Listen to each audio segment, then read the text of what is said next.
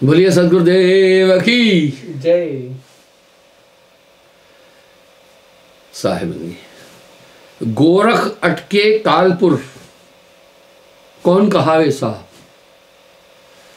वाह, क्या मृदुता साहब की वाणी में है, क्या बोध और क्या ज्ञान है। वाणी मीठी बोलिए,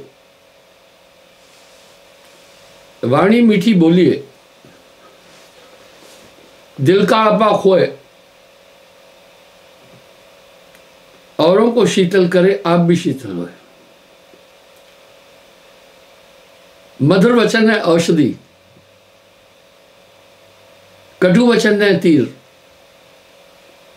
स्वर्ण द्वार होए संचरे, साले सकल शरीर।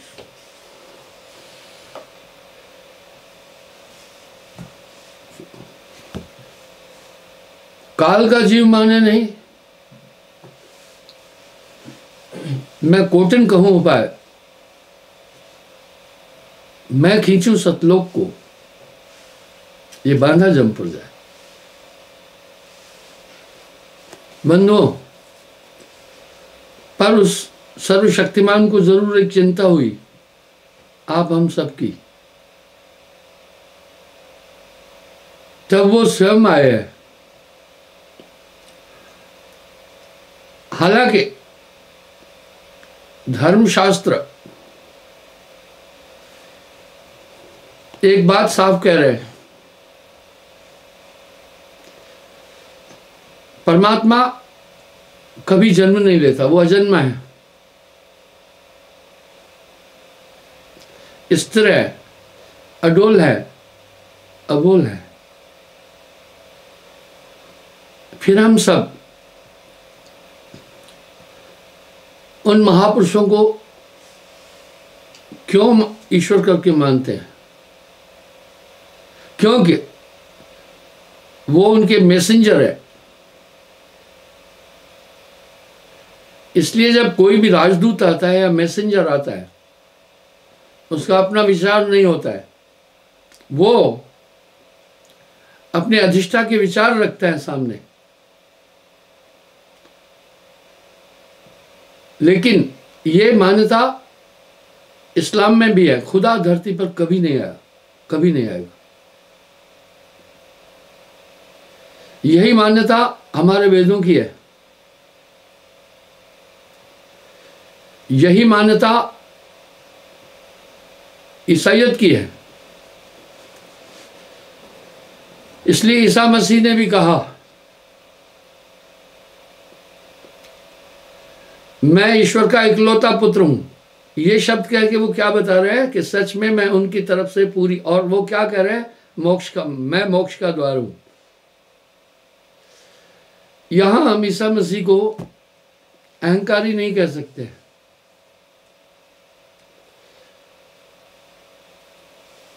उन्होंने ये बात अहंकार से नहीं की। आप देखते हैं आज पूरा विश्व संग्रहित है। हर देश, हमारे देश में हर देश के राजदूत है। यहां तक कि जिन देशों से हमारे ताल्लुक बहुत अच्छे नहीं है, उनके भी राजदूत हमारे देश में हैं। वो दो देशों का संवाद बनाते हैं। इसलिए साहब यहां पूरे गुरु का एक महात्म बोल रहे हैं।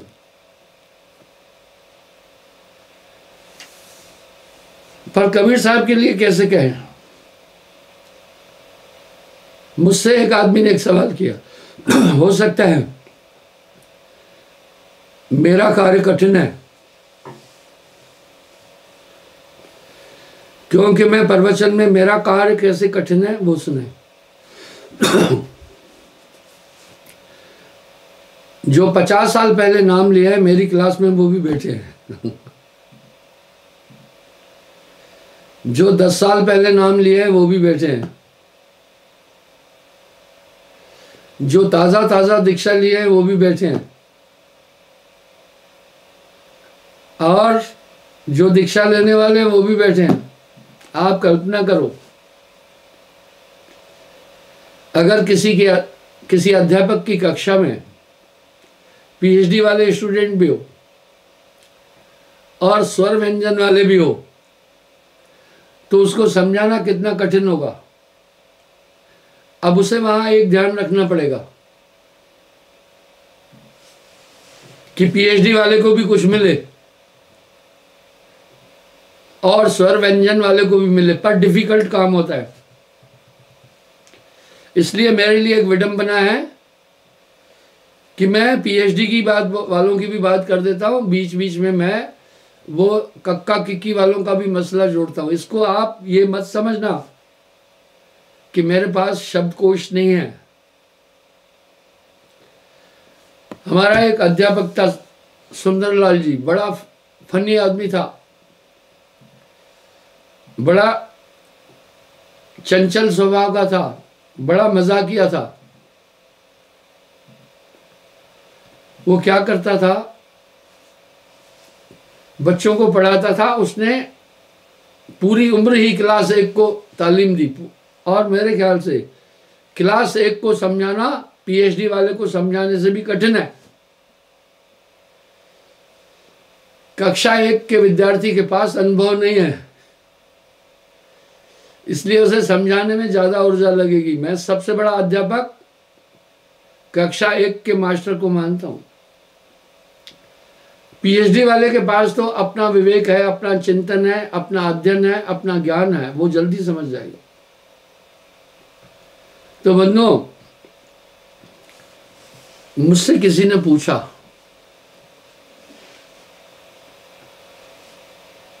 कि आप कबीर साहब को क्या मानते हैं। वह सवाल क्या है, आप थोड़ा विचार कीजिएगा। सवाल बड़ा जटिल है। सवाल कितना जटिल है, मैं प्रमाणों से आपको, मैं प्रमाण पर 2 दिन पहले एक बात कही है। प्रमाण किसी भी चीज को स्थापित करने के लिए एक सरलीकृत आयाम है। इसलिए आप देखें कोर्टों में भी प्रमाण देते हैं कि जनाब इस नियम के अनुसार मेरा क्लाइंट यहां आरोपी सिद्ध नहीं हो रहा है। वो जज के पास प्रमाण रखता है। आइए मैं प्रमाण रख रहा हूं। अब आप विचार करना थोड़ा। मैंने उस आदमी को क्या उत्तर दिया, उस उत्तर का जवाब इस ग्रंथ के माध्यम से दे रहा हूं।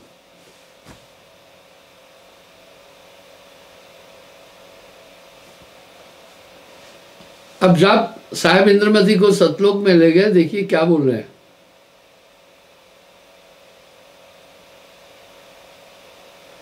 इंद्रमती तब सुमरन लाई, हे गुरु ज्ञानी होए सहाय, हम कह काल बहुत विधिग्रासा, तुम साहेब काटो यम फांसा। इंद्रमती ने कहा, हे सदगुरु कृपा करो, मेरी सहायता करो, काल बहुत कष्ट दे रहा है, समय भी हो गया है। सुनत पुकार मह रहा न जाई, सुना धर्मन या मोर सुभाई। देखो क्या होता है, बच्चा खेलता रहता है, मां उस पर एक नजर रखती है, खेल रहा है। अचानक अगर विदारित भाव से वो पुकारता है और रो पड़ता है, मां सब काम छोड़ करके वहां पहुंच जाती है उसकी सहायता के लिए। आपने भी देखा होगा।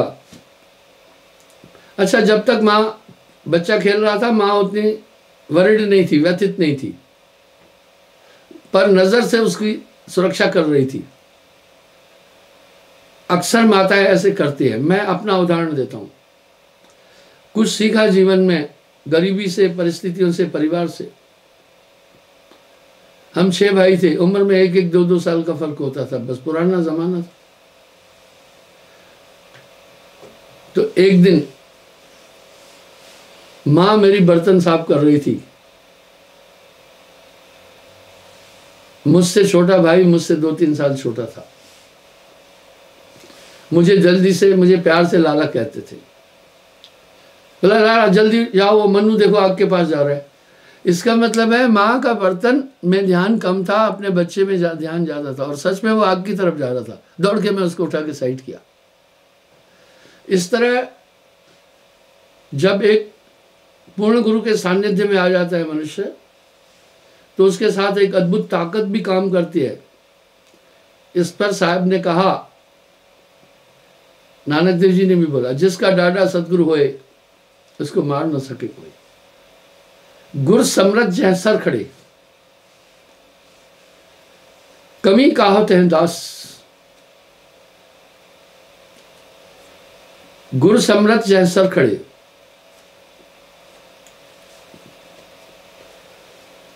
कमी काहत है दास। रिद्ध सिद्ध सेवा करे, मुक्ति न छोड़े साथ। तो इंद्रमती ने भी पुकारा, घबराओ नहीं हंसा, घबराओ नहीं हंसा, हम आएंगे, आएंगे, बंदी छुड़ाएंगे। रानी जब है कीन पुकारा, तब छिन मैं ता है ताहा पग धारा। अब कह रहे रानी ने जिस पुकार की, मैं एक क्षण में पहुंचा। सुरत जात नहीं लागत 12। अब यहां साहब क्या कह रहे हैं, मैं एक क्षण में वहां पहुंचा।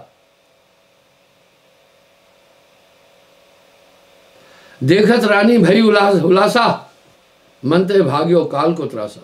आप भी अनुभव करते होंगे, जब आपको भयावह या प्रेत आत्माएं या ऐसी अन्य असाध्य चीजें और घटनाएं होती है, आप जब पुकारते हैं तो एक ताकत आपकी मदद के लिए हाजिर हो जाती है। बस अपने दिल से जानिए, मेरे दिल की बात।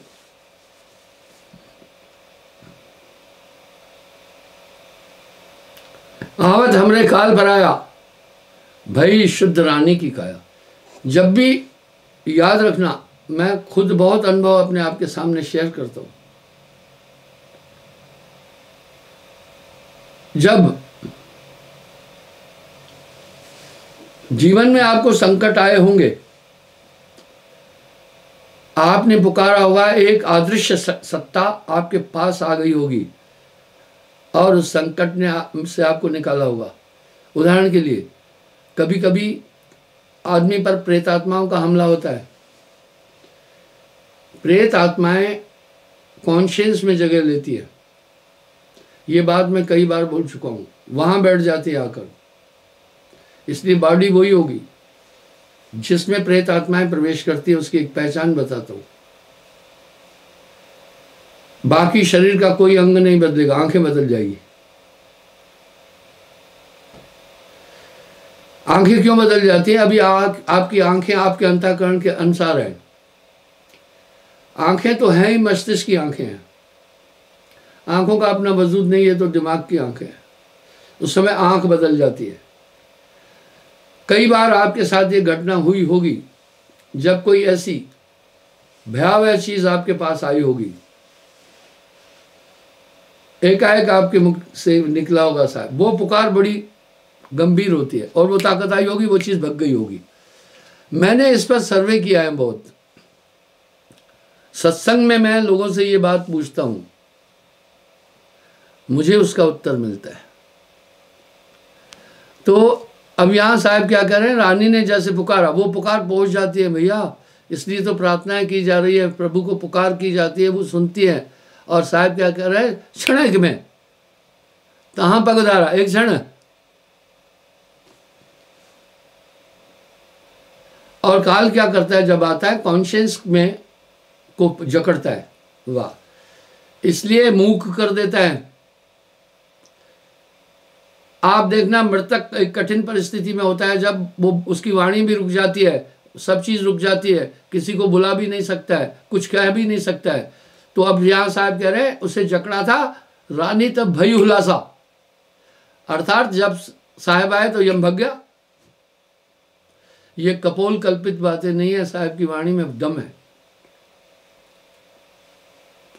आवत हमरे काल पर आया, भई शुद्ध रानी की काया, यानी वो कॉन्शियस में फिर आई। पुन का इंद्रमती कर जोरी, है प्रभु सुन विनती मोरी। अब इंद्रमती ने कहा, हे प्रभु मेरी एक विनती सुनो। चीन पड़ी मोह यम की शाही, अब यह देश रह भमनाई। मुझसे पहले कोई कबीर सागर में नहीं जाता था, कोई अनुराग सागर नहीं पढ़ता था। अब टीवी पर देखना, जो जो मैं बातें बोल रही हूं उनकी कतार लगी हुई है।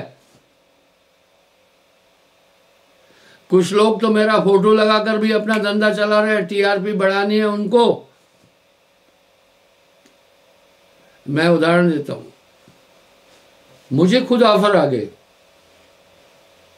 गूगल से भी। गूगल का ऑफर नॉर्मल नहीं होता है, वो जल्दी किसी को ऑफर नहीं देता है, पहले उसकी एक्यूरेसी देखता है, पूरा खंगालता है कि इसके व्यूवर मजबूत है कि नहीं, इसके फॉलोअर मजबूत हैं कि नहीं, इसमें तारबद्धता है कि नहीं। ये नहीं है स्टार मेकर पर 4 गाने गाए तो वो व्यूवर है। वो कौन से व्यूवर है, वो तो कल दूसरी तरह चले जाएंगे। जब वो देखते हैं इनके परमानेंट फॉलोअर्स है तब ऑफर देते हैं। मैंने नकारा, हालांकि वो मुझे बहुत पैसा देना था, बहुत पैसा देना था। आजकल आप देख रहे हैं, आजकल एक ट्रेंड बना हुआ है, लड़कियां व्यूवर्टी बढ़ाने के लिए अजीब अजीब कपड़े पहनकर, अजीब अजीब नाच डांस दिखाकर अपने दर्शक बढ़ाते, व्यूवर और फॉलोअर बढ़ाते। वो फॉलोअर कौन है? क्या वो फॉलोअर विचारक हैं? ऐसे दृश्यों को देखने वाले लोग कौन होते हैं? कल भी मैंने आपसे एक बात कही थी, इनको हम फॉलोअर नहीं कह सकते। तो गूगल वालों ने देखा कि ये स्थायी है, हमेशा इनका प्रवचन आता है। मैंने क्यों नकारा? मुझे ऐसा धन नहीं चाहिए जो मेरे लक्ष्य में बाधक हो। इसमें क्या होगा, वो बीच में एडवर्टाइजमेंट देंगे, ऐसे पैसा नहीं दे रहे, अभी वो एडवर्टाइजमेंट नहीं देंगे ऐसे, पर जब मैं उनसे बाउंड होऊंगा तो देंगे। तो स्टार्ट में भी वो अपने हित और अपना एडवर्टाइजमेंट के जो पैसे लेते वही चीज़ें दिखाएंगे। उसके बाद फिर क्या करेंगे, बीच में भी रोक करके ये दिखाएंगे। इससे सत्संग की तारबद्धता और एकाग्रता भंग हो जाएगी। और जो आदमी पहले जहाँ तक पीछे मैंने कहा, अब उन चीज़ों में उसका कंसंट्रेशन उलझ जाएगा, तो पिछला भूल जाएगा, आगे वाली बात उस कड़ी से जुड़ेगी नहीं। इसलिए नुकसान है मेरा तो लक्ष्य यह है कि आदमी को अध्यात्म की तरफ ले चलना। लक्ष्य तो पैसा ही नहीं है ना, हर चीज़ का लक्ष्य होता है। तो सुने, अब इंद्रमती ने एक बात कही बड़ी अच्छी, चीन पड़ी मोह यम की शाही, अब यह देश रह भमनाई। बोला अब हमें यम की शाह समझ में आई, अब मैं इस देश में नहीं रहूंगी, मुझे ले चलो ये साथ। यह विद कही भली उदासा, भई उदासा होना चाहिए था। अब ले चल पुरुष के पास आ। कहा मुझे अभी परमात्मा वहां ले चलो। देखिए प्रसंग क्यों उठाया मैं आपको। मैंने 2 दिन एक ही प्रवचन पर मैं कंसंट्रेट था। प्रमाण और उपमाएं क्या होती है, किसी वस्तु के सत्यता को स्थापित करने का साधन है, इसलिए प्रमाण दे रहा हूं ना।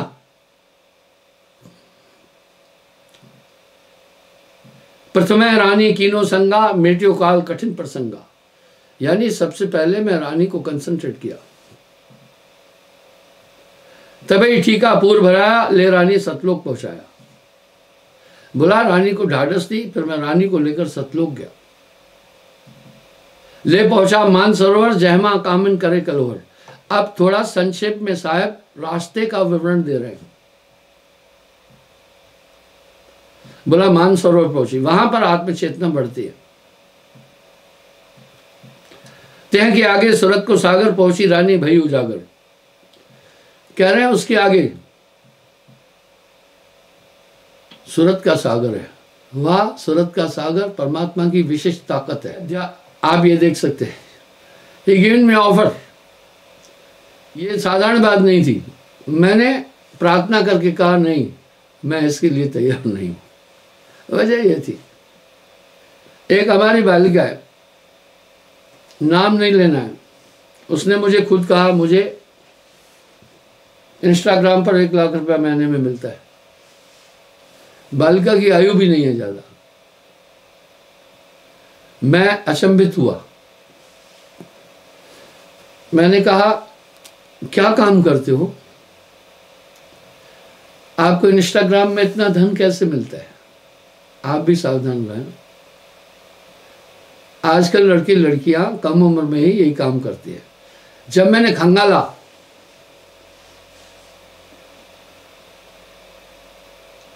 मैं हैरान रह गया। वो बालिका सिर्फ एडवर्टाइजमेंट नहीं कर रही थी, एडवर्टाइजमेंट तो थी, उसमें अंग प्रदर्शन भी था। और ऐसे ठेलुआ बहुत हैं जो केवल अंग प्रदर्शन देखने के लिए ही जाते हैं, उनको बाकी कोई एडवर्टाइजमेंट नहीं देखनी है। ये था, there was the viewer more than million. वाह वाह वाह। आप उनको क्या फॉलोअर कहेंगे? मैं उस बालिका पर तंज नहीं कस रहा हूं, उसके पेरेंट्स मेरे शिष्य हैं और मैंने उसको नहीं पूछा। मैं तो नेट में जाना ही नहीं चाहता हूं, मैं भूल कर भी नहीं जाना चाहता हूं। मैंने आपको अपना फोन कई बार दिखाया है। मैं अनपढ़ नहीं हूं। जब मैं एक टीचर हूं और इतना लंबे टाइम से मेरी अभी आयु भी हुई, तो मेरे पास कुछ जिंदगी के एक्सपीरियंस होंगे कि नहीं होंगे। वो एक्सपीरियंस मैं आपके साथ शेयर करता हूं, आपको समझाने के लिए उनका प्रमाण देता हूं। मैंने थोड़ा सा जब इसमें घुसा, मैं पाया ये तो बहुत बड़ी दलदल है, इधर से निकलने ही नहीं देंगे आपको। सीधी बात है कि अंग प्रदर्शन कर करके आज ये बहुत बुरी बात है, धन अर्जन किया जा रहा है। फिर मैंने और खंगाला, क्या हमारे परिवार में सीधी कोई लड़की ऐसा नहीं कर रही है? आप मानेंगे, जब मैंने पाया दो, उसी समय उनको मैंने कॉल किया, रेमो आपसे मैं कोई भेद ही नहीं छिपाता हूं, जो वास्तविकता है वो मैं आपके सामने रखता हूं।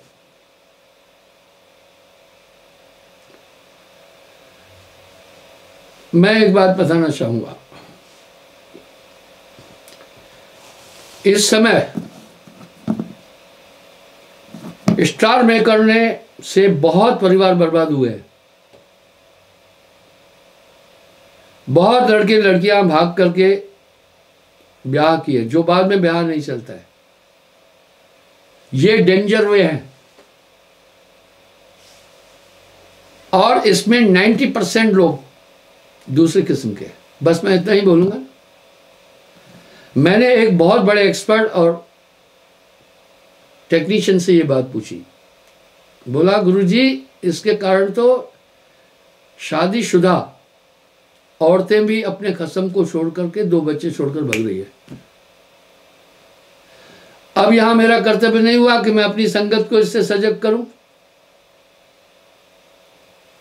तब मैंने पेरेंट्स को हिदायत दी कि you must be checkup smartphone, कहीं आपके बच्चे बुराई की तरफ तो नहीं जा रहे, और ये निकलने नहीं देते हैं। जब ये आप इससे निकलना चाहेंगे, ये बहुत बड़ी बाधा डाल देते हैं, आपको निकलने नहीं देंगे। इसमें इनका मंतव्य क्या है? जिस आदमी की व्यूअर्टी बढ़ती है तो एडवर्टाइजमेंट के लिए वो लोगों से बहुत धन लेते हैं, और जब वो रिमूव होना चाहे वो रिमूव नहीं होने देते हैं। आप एक जाल में फंस गए हैं। ठीक है हमारे भाई, सावधान। मैं आपको दक्षिण एशिया की बात बताता हूं। मलेशिया में तो वो अलाउड ही नहीं कर रहे ये सब चीजें, यहां तक कि वो स्मार्टफोन को, बाकी चीजों को, नेट को भी अलाउड नहीं कर रहे थे। खैर आइए मैं आगे आता हूं। प्रथमे रानी कीनो संगा मेजो काल कठिन प्रसंगा, तह आगे सूरत को सागर पहुंची रानी भई उजागर, लोक द्वार ठाड़े तब कीनी, देखत रानी अति सुख कीनी। रानी अति सुखी हुई जब सतलोक ले गए। हंस धाय अंक में लीना, गावे मंगल आरत कीना, सकल हंस कीना सन्माना, धन्य हंस सतगुर पहचाना। भैया मैं तेरा मेरा मनवा कैसे कोई रे, ये सब घटनाएं मेरे साथ हुई है। मैं जानता हूं, चाहे पूरा ब्रह्मांड एक तरफ होकर बोले ना कोई सतलोक नहीं, कुछ वो नहीं है, कोई सदगुरु नहीं उठाता, मुझ पर कोई असर नहीं पड़ने वाला है। मैं जानता हूं ये उनका अज्ञान होगा। तब वहां पता है सब हंस आते हैं, उसकी अगुवाई करते हैं। पता है पहला क्या बोलते हैं? चलो हंस तुम हमरे साथा, पुरुष दर कर नावह माथा। और क्या बोलते हैं, धन्य हंस सदगुरु तुम चीना।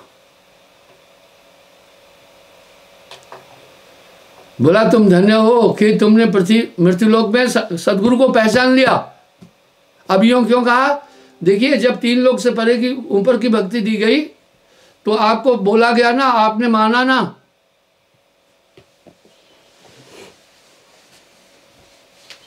आपने माना, जब आपने माना तब तो आगे बढ़ा ना मैं।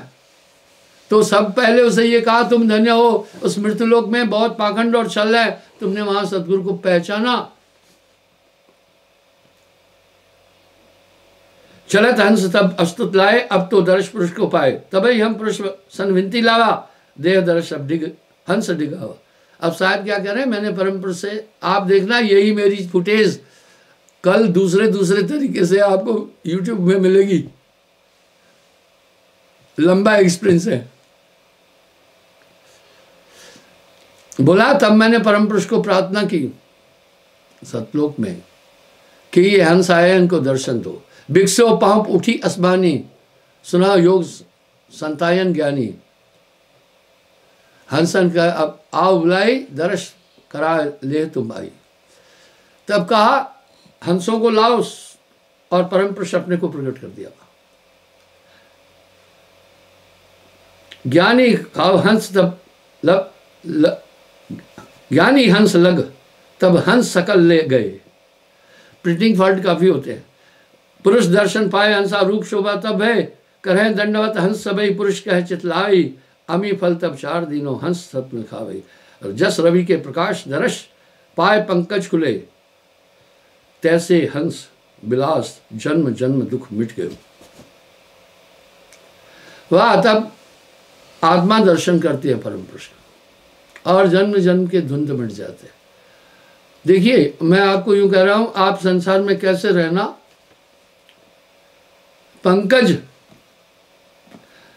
पंक, कमल का पर्यायवाची शब्द पंकज भी है। वाह वाह। पंकज कुछ कुछ जटिल पर्यायवाची शब्द है। पंक कीचड़ को कहते हैं, जलधि, जल में उत्पन्न वाली चीजें। पंकज पंक कीचड़ को कहते हैं, कीचड़ में खिलने वाला। पता है कीचड़ तो गंदगी होती है, सड़ी गड़ी चीजें होती है, लेकिन कमल क्या कहता है, करता है पता है, उसमें से अपनी ऊर्जा गंदगी वाली नहीं लेता है और महक वाली लेता है। बस ये संसार वैसे ही रहना, ये बहुत दुखों का घर है। सहजो जग में यूं रहो, सहजो जग में यूं रहो, जो जिभ्या मुख मां, घी घणो ही खाते हैं पर चिकनी कम होना। जीभ सब ग्रहण करती है बस इस संसार में, फिर वो कैसे रहता है ये। तैसे हंस विलास, जन्म जन्म दुख मिट गयो। पुरुष कांति जब देखी रानी, अद्भुत अमी सुधा की खानी।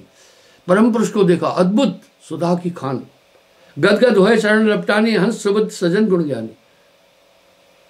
दीनों शीश हाथ जीव मूला, रवि प्रकाश जिम पंकज फूला। देखो कह रहे रवि प्रकाश जिम पंकज फूला, रवि के प्रकाश से जैसे पंकज खुलता है, इस तरह रानी बहुत आनंदित हुई। कह रानी तुम धन करना मैं जिम ब्रह्ममेट, आन यह ठाम है। हे करुणा मैं तुम धन्य हो, और मेरा भ्रम मिटा करके संसार में बड़ी मेहनत की आपने मुझ पर, और इस जगह पर लाए हो।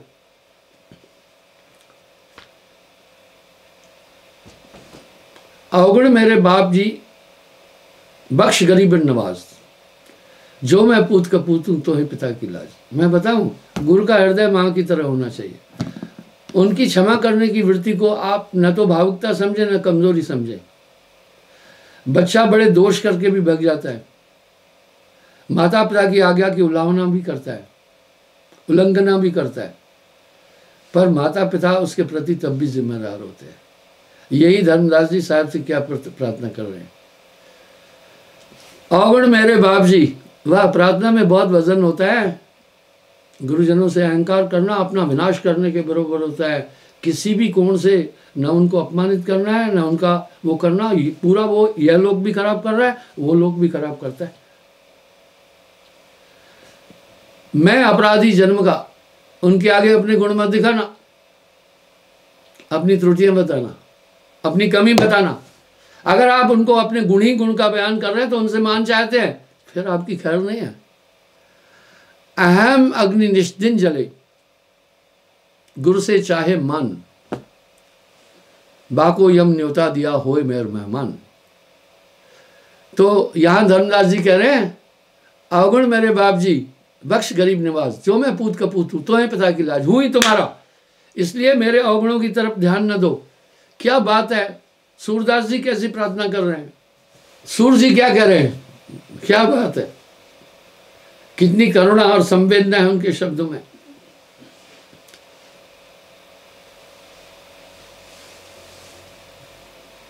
मौसम कौन कुटिल कल कामी, मौसम कौन। वाह, गाने में जोर भी लगता है और मैं गायक भी नहीं हूँ, यदा कदा गाता हूँ, अभ्यास भी नहीं है। पहले मैं चौपाइयाँ गा करके गाता था, सत्संग करता था। मैं देखा इसमें टाइम जाया हो रहा है, इनको सीधे तरीके से समझा। कह रहे हैं, हे सदगुरु हूँ आपका, कोटिन अवगुण बालक करई, मात पिता चित एक न धरई। माली जिस फूल को सहज कर बड़ा करता है ना, उसकी अंतिम तक इच्छा होती है कि इसको मैं ठीक करूं। ठीक वैसे ही बढ़ई जब लकड़ी को संवारता है, उसको सुंदर वस्तुओं में बदलने की कोशिश करता है, तो वो क्या करता है पता है, भरसक कोशिश करता है, उसका बंक बना निकालता है, उसकी सब चीजें निकालता है, मेहनत करता है। अति मेहनत करने के बाद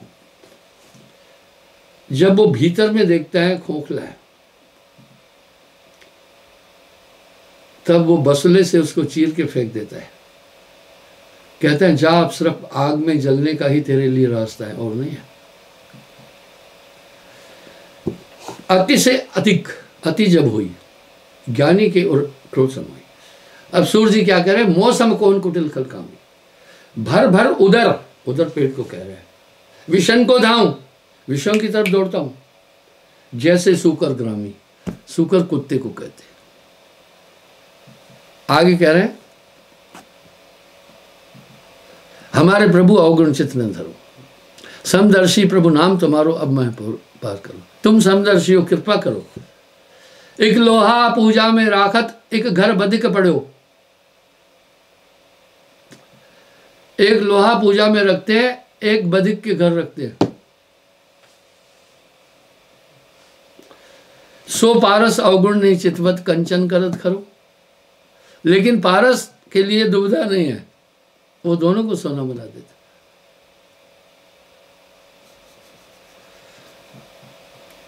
एक लड़की उच्च कुल की थी और अत्यंत निम्न तबके में उसने शादी कर दी, लव मैरिज करके चली गई। माता पिता मेरे पास आए, बड़े विदारित थे। मैंने कहा समझाओ, बोला नहीं समझ रही। अब तुम क्या चाहते हो? बोला मैं उसको बाइकआउट करूंगा, क्योंकि गुरुजी ये बात तो खुलेगी ही खुलेगी। तब मेरा पूरा परिवार इससे व्यथित हो जाएगा, मेरे बच्चों को लोग हीन भावना से देखेंगे, बिना, और उनको भी पीड़ा मिलेगी। हम जब भी चिंतन करेंगे हमें तकलीफ मिलेगी। क्या चाहते हो? बोला इसको मैं परित्याग करना चाहता हूं, फारगति इसको कहते। मैं कहा ठीक है। पत्नी भी थी, वो रोए जा रही थी, उसे फारगती दी। होता क्या है आखिर बताता हूँ, लंबे अनुभव आपके साथ शेयर कर रहा हूँ। जिसके साथ वो भग गई वो सड़क छाप आदमी था, उसके पास कुछ नहीं था। महीना 2 महीना तो उसके गहने बेचकर उन्होंने मौज मस्ती की, कहीं होटलों में कहीं कहीं रुके। अब आकाश के तारे नजर आने लगे। अब मम्मा को फोन करने लगी। ठीक वैसे ही है, मैं बताता हूं। एक बछड़ी का छेला बाड़े से बाहर निकलकर छलांग लगाकर जाता था चरने। उसकी मां ने कहा, बेटे मत जा, तुझे सियार पकड़ सकता है, लकड़बग्गा पकड़ सकता है, तेंदुआ पकड़ सकता है, तुम यहां सुरक्षित हो, मत जाओ। बच्चा नहीं माना, एक दिन फिर लौट के नहीं आया। तो हर एक माँ बाप अपने बच्चे की सुरक्षा चाहता है। मां रोने लगी, मुझे कहने लगी, गुरुदेव कृपा करो कुछ। अच्छा ठीक है। थोड़े समय बाद क्या है, तारे नजर आ गए, खाने के लाले पड़े। अब लड़की ने क्या नाटक किया, जब देखा अभी उसको जगह नहीं मिल रही है, लड़की ने यह नाटक किया, बीमार हूं, अस्पताल में हूं, अगर मुझसे मिलना है तो आ जाना। बाप बड़ा गुरुमुख था, मां भी गुरुमुख थी, पर मां में ममत्व होता है। मुझे कहा, भाई ये मेरी पत्नी को समझाओ, नहीं इसको भी छोड़ दूंगा मैं। बड़े अजीब केस आते हैं मेरे पास। मैंने कहा इसको नहीं छोड़ना, इसका क्या कसूर है, माँ है तो इसमें थोड़ी सी इसके प्रति ममता है। बोला नहीं गुरुजी, मैं जख्मों को कुरेदना नहीं चाहता हूँ, आप इसको समझाओ, नहीं तो मैं इसको भी छोड़ दूंगा। समझाया। कहने का ये मेरा अभिप्राय है, ऐसी किस्म की शादियां कभी सक्सेस नहीं होती है, वो फेल हो जाती है। माँ बाप तो समझाएंगे, लेकिन उसके बाद भी जब ऐसा कृत करके गई, माँ के हृदय में उसके लिए जगह थी, क्योंकि बच्चा था उसका। इस तरह अगुण सगुण में गुरु आधारी। वाह, साहब ने तो कोई जगह ही नहीं छोड़ी है। तो आगे सूर जी कह रहे हैं, एक लोहा पूजा में राखत, एक घर बधिक पड़ो, सो पारस अवगुण नहीं चितवत, कंचन करत खरो। उसको स्वर्ण बना देता है। मुझे ध्यान नहीं आ रहा है, मैं तो पूरा विश्व घूमता हूं। मुझे एक जगह लोगों ने कहा, इस देश में जो आदमी जब तक पूरी दुनिया को नहीं घूमता है तब तक उसको डिग्री नहीं देते, मास्टर डिग्री नहीं मिलती है, चाहे कितना भी पढ़ा हो। और सीनियर सिटीजन को वहां एक तरह से डिग्री देते हैं, because he have lot of experience of the life, practical. तो माँ बाप अपने बच्चों को हमेशा वो रास्ता बताएंगे जो उनके लिए हितकारी होगा। तो सूर्य जी कह रहे हैं, एक लोहा तो पूजा में रखते हैं, एक कसाई के पास है जो गंडासे से गर्दन काट रहा है। सो पारस अवगुण नहीं चितवत, कंचन करत खरो। लेकिन पारस के लिए ये दुविधा नहीं है, उसमें ताकत है, दोनों को सोना बना देता है। एक नदिया एक नार कहावत, मैलो नीर भरो। एक नदिया एक नार कहावत, मैलो नीर भरो। वाह।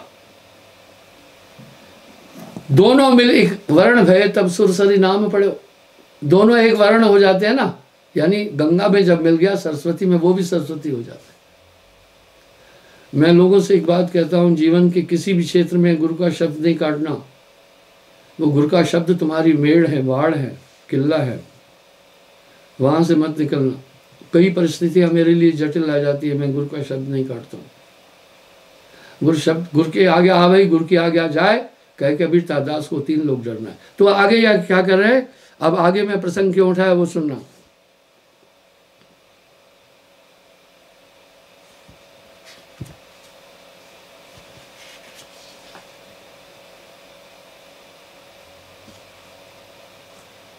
अब क्या कह रहे हैं, तब परम पुरुष ने कहा रानी को, कहा पुरुष रानी समझाई, करुणामय को आन बुलाई। कहा भाई करुणामय को बुला लाओ अपने गुरु को। नार धाय आई मोह पासा, महिमा देख चकित भई दासा।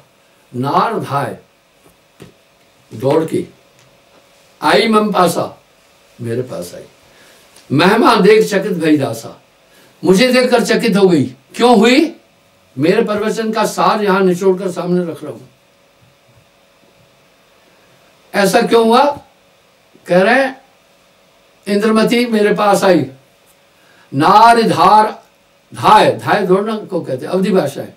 आई मोह पासा महिमा देख चकित भई दासा, मुझे देखकर आश्चर्य हुआ। कह रानी ऐश्वर्य आई भिन्न भाव कुछ देखो नहीं। कहा ये बड़ा आश्चर्य लग रहा है, परम पुरुष और आप एक जैसे हो। जो कोई कला पुरुष में देखा करुणा में तन एक विषय का, जो परम पुरुष में देखा वो सब आप में देखी। धाय चरण गह हंस सुजाना, हे प्रभु तब चरित्र सब जाना। इंद्रमती कह रही है तब साहब को प्रणाम किया। आगे बहुत प्यारा कह रही है, मोरे चितिया निश्चय आई तुम्हें पुरुष दूजा नहीं भाई। मैं ये कहता हूं प्रेम के ऊपर से ना सिर्फ आप वासना का आवरण हटा दो तो प्रेम तो शाश्वत है, वो ईश्वर है। जब भी आप किसी स्वार्थ और हित के लिए प्रेम करते हैं वो तो दूषित हो जाता है। और प्रेम अपने अस्तित्व, प्रेम का मतलब है अपना अस्तित्व मिटाना। जब आपने अस्तित्व मिटाया तो आप एक तरह से बहुत साधक हो गए, मन बुद्धि चित्त अहंकार आपका नियंत्रित होगा। अरे लैला मजनू को क्यों याद किया जा रहा है? बड़ी श्रद्धा से लोग उनकी समाधि पर चले जाते हैं। वो फिजिकल टर्म्स नहीं किए थे, प्रेम किया था, एक दूसरे में समाहित हो गए थे। मोरे चित या निश्चय आई तुम्हें पुरुष दूजा नहीं भाई। अभी रानी इंद्रमती क्या कह रही है, तुम सतपुरुष दास कहलाए, ये शोभा कस कहाँ कहो छपाए, कस कहाँ छपाए, वहां तुम दास बन के आए, ये शोभा कैसे चिताई। आगे इंद्रमती क्या कह रही है, मोरे चितिया निश्चय आई तुम्हें पुरुष दूजा नहीं भाई। बोला मैंने तो संसार में भी यही कहा था तुम ही परमात्मा हो, पर तुम छिपाते थे। सो मैं आए देख यह ठाई, धन समृत में लिया जगाई। हे सदगुरु मुझे जगा, तुम धन्य हो दया निधान सुजान नाम अचिंतनम, अकथ अविचल अमर अस्थिर अगन अज स्वादिये, असंशय नेकाम बाम अनाम अटल अखंडितम, आदि सबके तुम्हें प्रभु हो सर्वभूत समीपतम। सभी प्राणियों के समीप रहने वाले तुम हो हे साहब। तभी तो कहा कक्का केवल नाम है, बब्बा बरन शरीर, रर्रा सब में रम रहा तिसका नाम कबीर। मैं आज के प्रवचन का ये सार है, जब भी कोई राजदूत कहीं जाता है तो राजा के पूरे अधिकार लेकर के जाता है। इसी प्रकार से अलग पुरुष की आरसी संतन केरी देह, लखा जो चाहे अलग को इन्हीं में लख ले। क्षमा चाहता हूँ, समय हो गया, कल पुनः हाजिर हो जाऊंगा साहब।